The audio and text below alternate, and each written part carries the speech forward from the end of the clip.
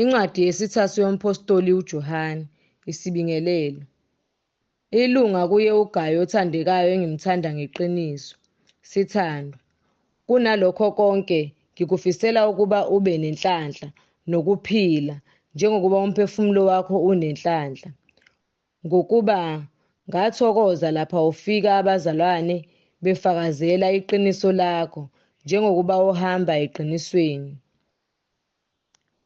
Ukungenisa abazalwane. Anginayo intokozo enkulu kunaleyo yokuba ngizwe ukuthi abantwana bami bahamba eqinisweni. Sithandwa. Wenza okuthembekileyo ngalokho okwenzele abazalwane nokuba bengebafu. Abafakazele uthando lwakho phambi kwebandla. Uzakwenza kahle uma ubaphelezela ngokufanele uNkulunkulu ngokuba ngenxa yegama baphuma bengathathi lutho kwabezizwe. Ngalokho-ke thina sifanelwe ukubamukela abanjalo ukuze sibe yizisebenzi zeqiniso kuye nabo.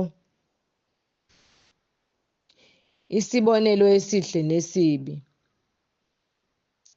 Ngalobela ibandla okuthile, kodwa uDiyotrefe othanda ukuba abe mkhulu phakathi kwabo akasamukeli thina.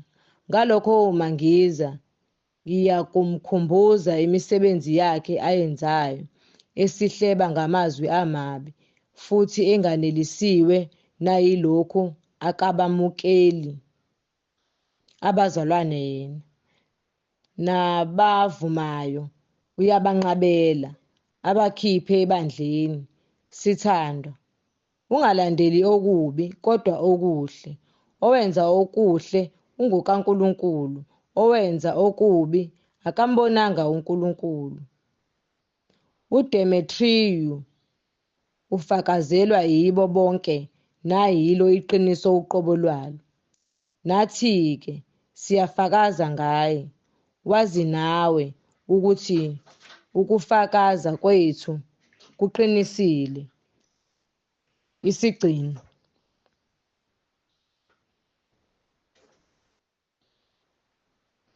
Benginokuningi ebengiya kukulobela khona, kepha angithandi ukukulobela ngoyinki nosiba. Kepha ngiyethemba ukukubona masinyane, sikhulume umlomo nomlomo. Ukuthula makube kuwe. Abahlobo bayakhonza kuwe. Khonza kubo abahlobo ngamagama.